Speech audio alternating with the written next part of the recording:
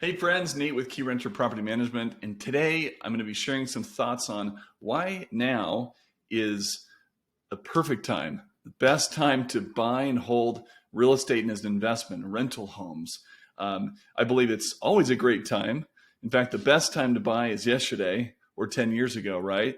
But now we're going to be talking about this next couple of years for, I believe, generations. I believe that this is a time where we're seeing the stars aligning to create such an environment for those who are in a position to buy and hold to really be able to take advantage of this time.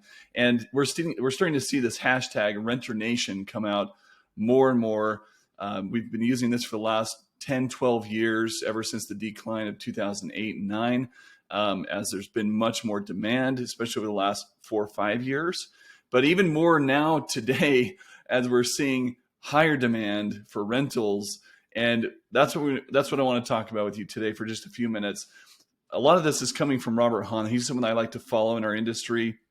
He comes from real estate, multiple listing service, a lot of data, economics background. And he spoke at a conference earlier this year that I attended, and it was just fascinating, some of the things that he's seeing in our industry. And the message to investors, property owners, property managers is, man, don't fear this time. This is a time to be really loving our business and loving investing in real estate. Okay, so here's a couple things I want to share with you. One, what have we been seeing over the last 3, 4, 5 years, especially the last 24 months? Increases in home prices, right? Just dramatic increases over the last 24 months, especially. This only goes back to 2020. Unfortunately, we don't have the last 2 years to really show even more of spikes. Yes, things are stabilizing now, but what's happening in that time of stabilization? Interest rates are starting to climb and starting to spike. They're going up to pre-2007 time, interest rates. And what happens now when home prices are so high, but people could still kind of afford it because of low interest rates? Well, now that interest rates are up there, those same people can't buy. And so these people that wanted to buy, these younger families or people transitioning out of rentals into a home that they would own, they can't do it anymore. So where do they have to go? They have to keep renting. And that timeline for them is pushed out farther and farther. Their down payment requirements are higher and higher because of the higher home prices. And the interest rates just make it very unaffordable for them. So what's happening is investors are seeing this. And what we saw here at Q3 2021 is 18% of all of the single family homes in the country were bought by investors. Q2 of 2022 is actually 24% of all the single family homes. So investors are seeing the demand from renters.